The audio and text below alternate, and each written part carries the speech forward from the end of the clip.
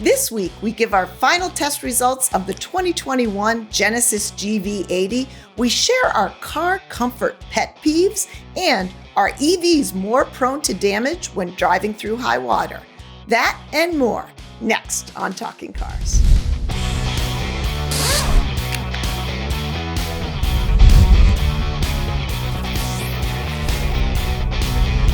Hi, and welcome to Talking Cars. I'm Jennifer Stockberger. I'm Emily Thomas. I'm Gabe Shenhar. So we actually have a lot going on at the track. It almost feels normal, back to normal a little bit in the spring weather. So I personally will be doing headlights this week. We're doing avoidance maneuver on the next group. And obviously with all the safety precautions in place, but there's a lot of people at the track. So it feels really good.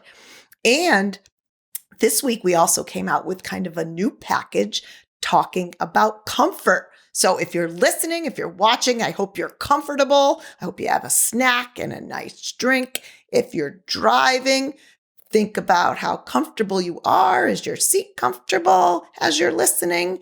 So when we think of comfort, it's so individualized. Everybody has their pet peeves. Gabe, what are your comfort pet peeves, go-tos, must-haves when you're driving? Oh, everybody knows that. My pet peeve is lumbar support, and particularly four-way lumbar support.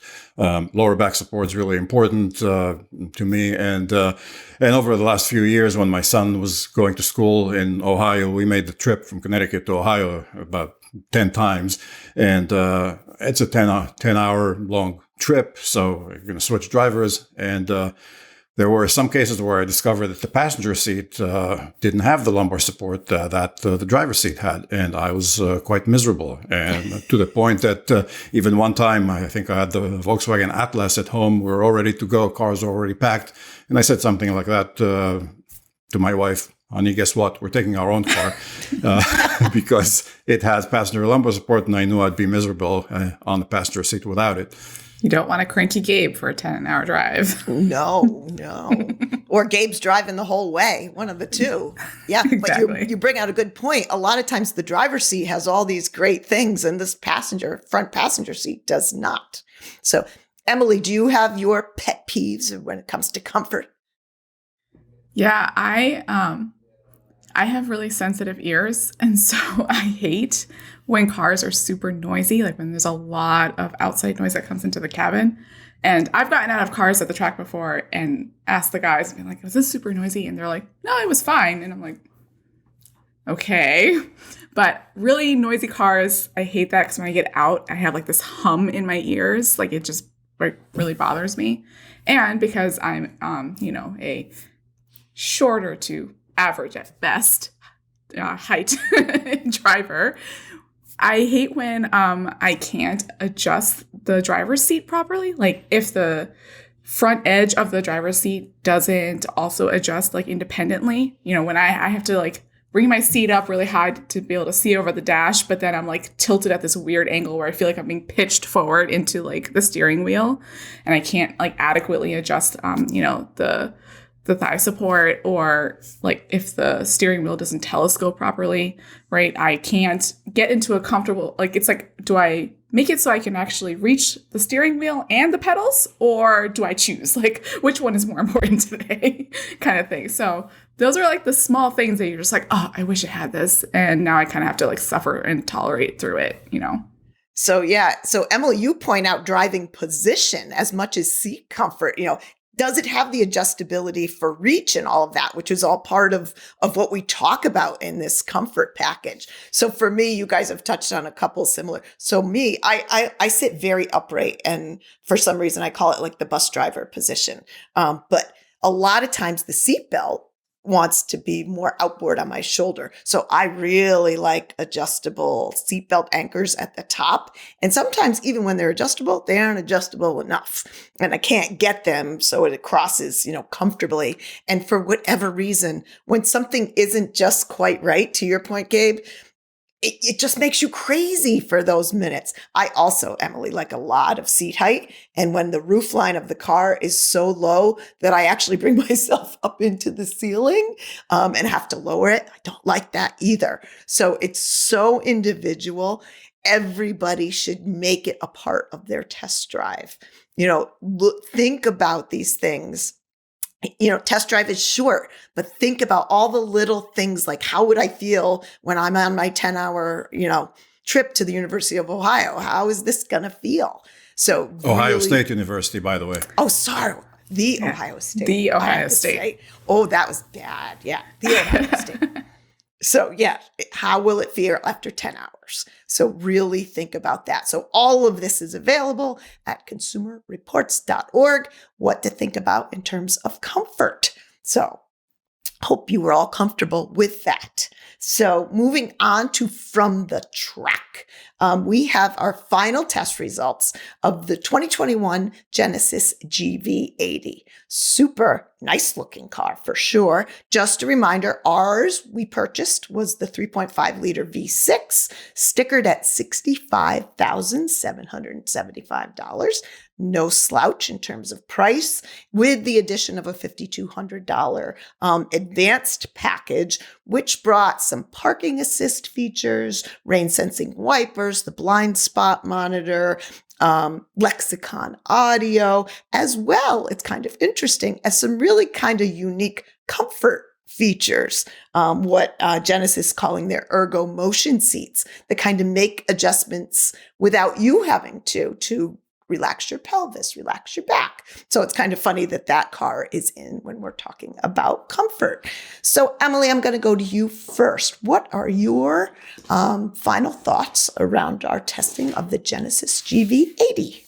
So I really liked how it drove. I thought it drove really well. And like you said, it is a beautiful car outside and inside. It's very elegant. I found it pretty spacious. When I went to go get it from the track, I had both kids with me. So putting both the car seats in the back and still having plenty of room. Like it didn't feel like really cramped in the cabin, which was really good. In my child seat evaluation, I was pleasantly surprised with, how well I was able to install car seats in the center seat with a seatbelt. Normally in most vehicles, the center seating position is super difficult to get a good secure installation, and that wasn't the case here. So that was good because you don't usually have the lower anchors in the center seat either. So it's like you have an alternate option. And I also really like that Genesis pulled the Hyundai rear occupant alert system into their GV80, and they have not just the door logic system, but also the ultrasonic sensing. So, you're able to get a reminder in your dash when you turn off the car to check your back seat. And then let's say you forget to, just in the bustle of getting everything out and you lock the vehicle, it does motion sense and it can alert you via the blue link, or it will, and it will also honk the horn to give you that reminder. So I was really happy to see that entire package as a standard system, not just like cherry picking the door logic and only making you pay for the extra of the motion sensing. But at that price point that you just mentioned, it's an up there price point. I really wish that they had put a rear belt binder system in there. I'm like, you've already got we're going to talk about pet peeves, maybe not a comfort one, but from a safety perspective, a pet peeve that I have, and for all the manufacturers listening, is it's like we choose one rear safety system. You either get the rear belt binder or you get a rear seat reminder. And when you look at how both systems function, they tend to function nearly the same, or they use very similar logic. A lot of them use that door logic. So it's like you already have the bones in there to do one. You might as well make them do both. And so, Genesis, please put a rear belt binder in your vehicles. That's my And we always say little that flag. seatbelt's your first line of defense. Exactly. Gabe, Genesis GV80. What do you think? The car clearly exudes premium and luxury befitting its price point. You look at it, it has presence, and inside is luxurious and understated with matte wood and textured buttons and switches. Driving it, it's pretty obvious from the first few miles that whoever was involved in developing this car knew what they were doing in terms of handling, steering, brake feel. The car is really enjoyable to drive. It has this pointability that you get with the rear-wheel drive based car, and it steers nicely. It's quite enjoyable to drive it, even when you up the ante on a twisted road. There's high-speed stability, and it's very much. It comes across as a very well, highly developed European SUV. Now, there are some. The two main knocks against the car are fuel economy, which is 18 mpg overall, which is a couple of mpg behind its direct competitor, and the controls. When you first get into the car, you don't know who's on first. It's so confusing. Starting with the gear selector. Sometimes you twist the rotary knob all the way to the left. You think you're getting park, but lo and behold, you got the reverse. So at least it has all the safety precautions when you open the door or shut off the car, you get park. But it can be startling in a few situations. And the fact that both the controller for the infotainment touchscreen is round and that the gear selector are round compounds matters. That certainly doesn't help. And if you're talking about pet peeve, then the fact that the car doesn't have wireless CarPlay, I think that's quite embarrassing, because I got used to in an Audi Q7 or BMW X5 direct competitors. I got used to having no wires, no need to plug in anything. You walk into the car, CarPlay there, beautiful. So I hope Genesis rectifies that quickly. Yeah, and that knob is so annoying. The touch, the controls knob, right? The infotainment screen is touchscreen, so I kept trying to bypass the knob altogether and just reach for the screen itself and do everything on the screen. But the problem with that was, again, being a shorter driver, I don't have very long arms, and that screen is kind of far away from the driving position. And so it was a real reach where, I'm getting distracted trying to make sure I'm focusing on the road and using the steering wheel, but also reaching enough to get to the screen. I don't know if you experienced that at all, Jen, but that was I tried to bypass one annoying thing and ended up with another annoying thing. Yeah, I think that's the biggest knock. Just personally, when I think they can't reinvent a gear selector or an infotainment system anymore, out comes the 2021 Genesis. And it doesn't even, everything takes a double click. I have to look. There's no intuitive park, like a Prindle, like we talk about part reverse, neutral drive, it's not there. And you always have to look down. I totally agree with Gabe. Too many familiar or similar looking things to operate. Again, it's one of these cars where driving the car is very, very different from operating the controls inside, because I also agree. Driving the car is really, really good. When are we talking about an SUV that has a little bit of sportiness to it? And that powertrain, quite frankly, you could be in trouble because you look down and see the speed you're going and it's effortless.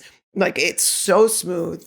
Let me just make one thing clear, that we have nothing against rotary gear selectors. We see them in Fords, in Chryslers, in Jaguar Land Rovers, but somehow in your muscle memory, you got used to the fact that you turn it all the way to the left and you expect to get park, and then you have, reverse drive, 2 clicks. You can do it without looking, but in the Genesis, it's different because the park is a separate button. And if you're not aware of that, then that can invite trouble.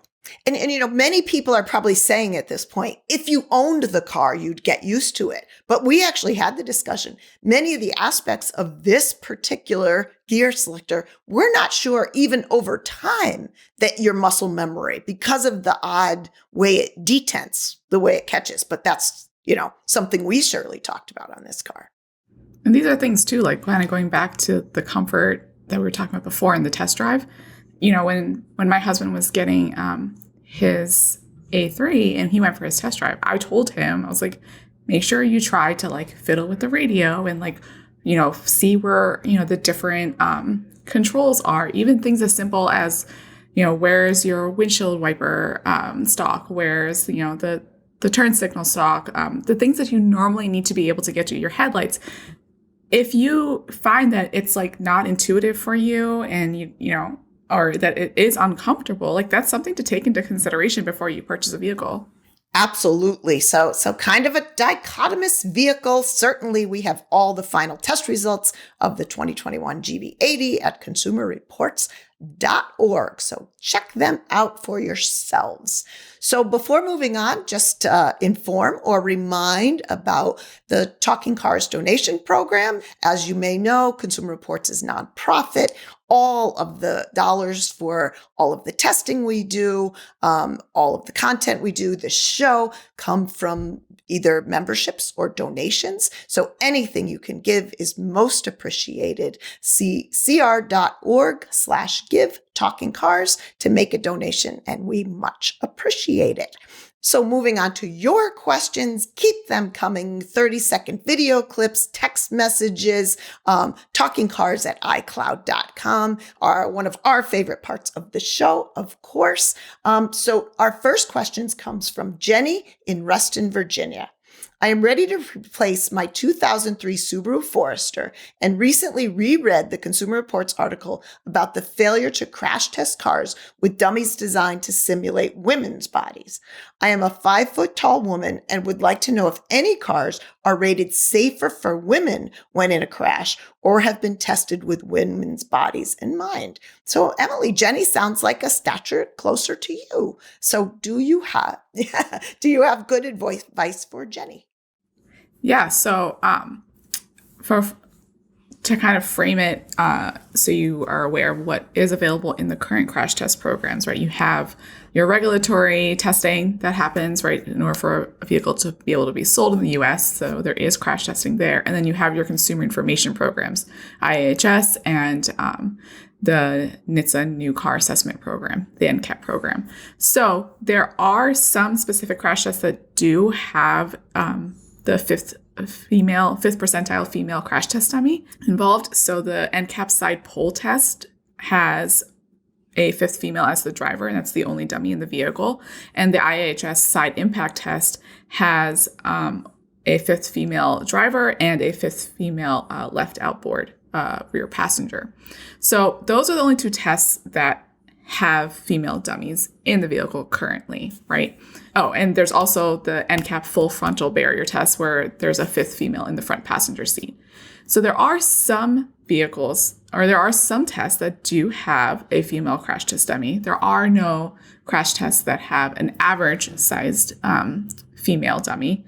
And unfortunately, the fifth female dummy really is scaled down from the 50th male, right? So in the new dummy families that are coming out, the new fifth female Thor dummy is going to be based off of actual female physiological data. So that's going to be really great.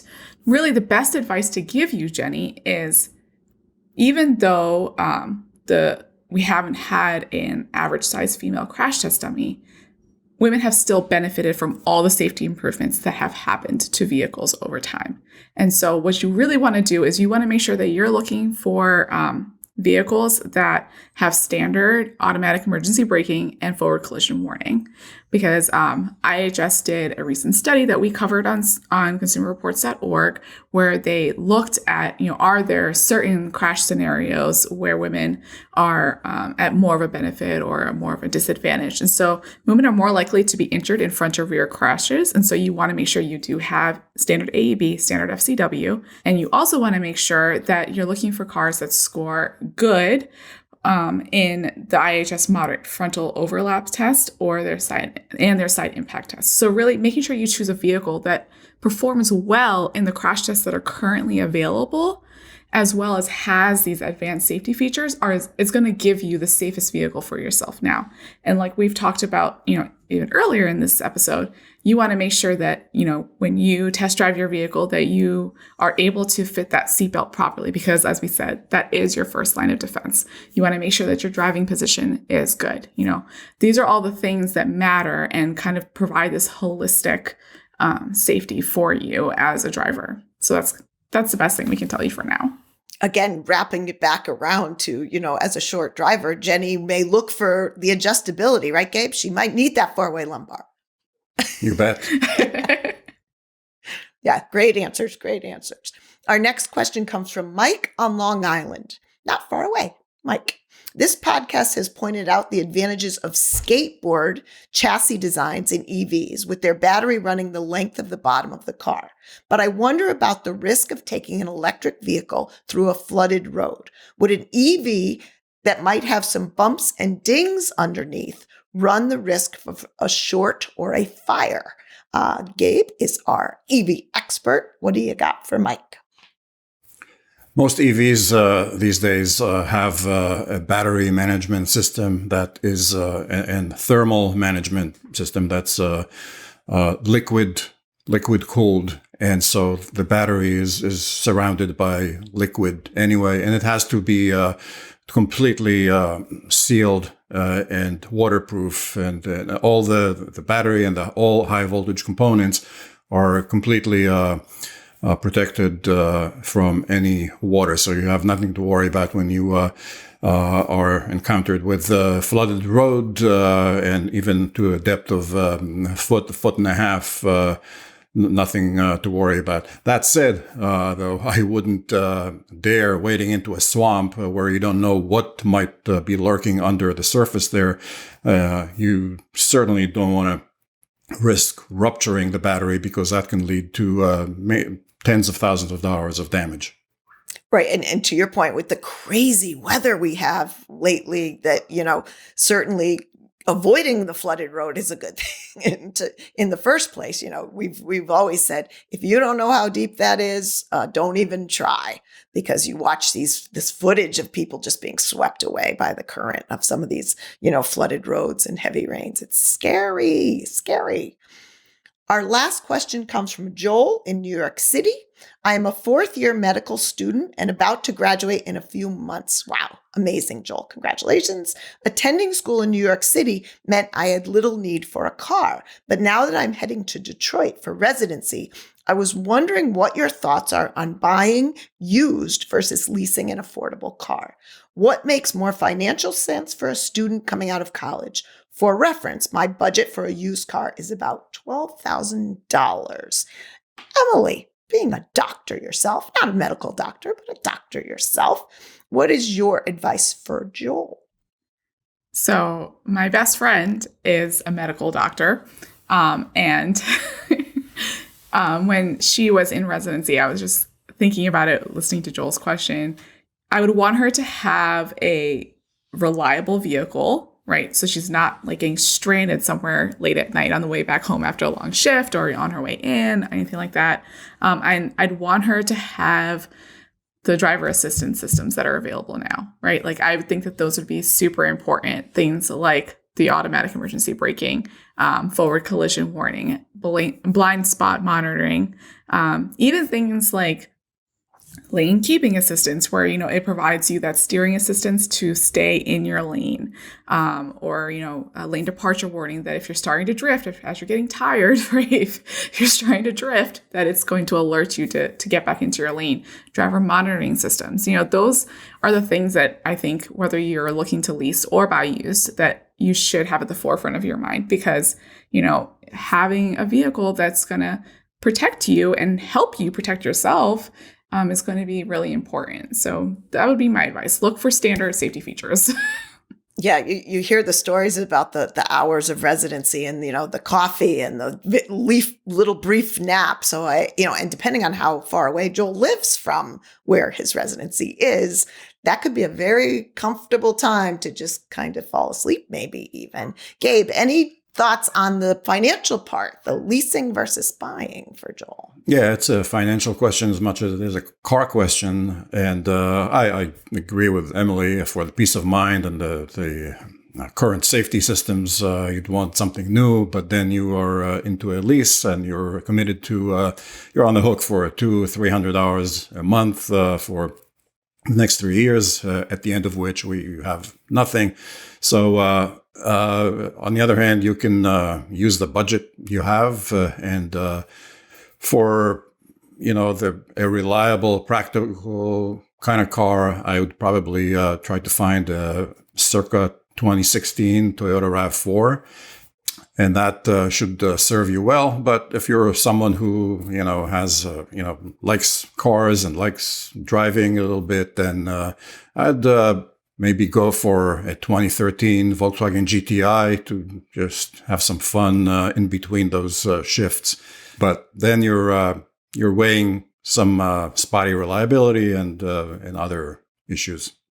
Yeah, and right now, Gabe, correct, the used car market is hot. So it can be more difficult to find these vehicles.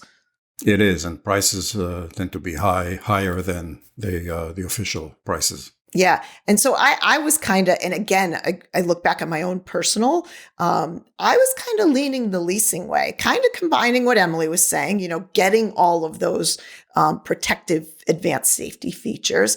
And depending on how long Joel's residency is going to be, I had to look it up. I'll be honest, 3 years for some of the more basic. Is any medical residency basic? Probably not. But some of them can go 5-8 years, depending on if you're doing surgery and stuff. But if you could lease, get the newer vehicle, keep the payment within reasonable and use your $12,000. Maybe by the time your residency is done, which may or may not be where you settle permanently for a practice, then you just let the lease go, but you've kept the very reliable, lots of safety features car. It's very similar to what we did for my daughter at college. Again, I've told this story. We leased this Subaru Impreza that had all the eyesight, all those protective features. She's graduating in May and the lease ends. So we're still on the, we think she's going to buy that car after the lease, but it was a perfect timetable. So again, Joel, it may depend on how long you think you are going to be in Detroit. A lease may or may not work, or how close you are to the hospital where you'll be working because they have mileage limitations. So I would opt for the lease if the timing works. So, great question. And again, we come wrap it back around. Everything's very individualized, be it lumbar or Emily needing her quiet mom cabin or everything. So, as always, we appreciate you watching. Keep the questions coming, TalkingCars@iCloud.com. And thanks for watching. Thanks for listening, and we'll see you next time.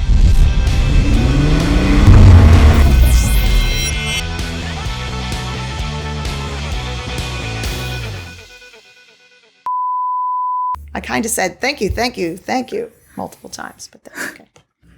3 episodes. Kunye. Ja, endo parena. Min daddy, right? Så benämnden på som sa det igen. Har du på? No, avfaka. På, avfaka.